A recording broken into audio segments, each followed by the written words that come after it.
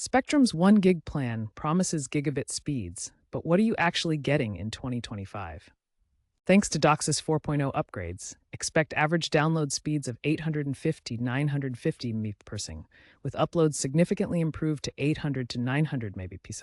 Real-world tests confirm these speeds, making it ideal for streaming and large downloads. However, speeds can dip during peak hours, so it's not always a guaranteed 1 gigabit per second. Outages remain a concern, so reliability can vary.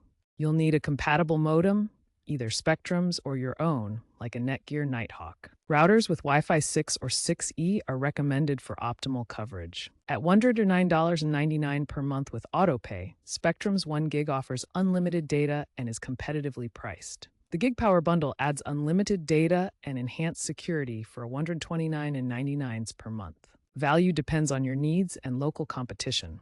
Fiber options may offer better reliability, but Spectrum provides a strong balance of speed and affordability in 2025. Choose your own router to save money on rental fees and improve signal quality.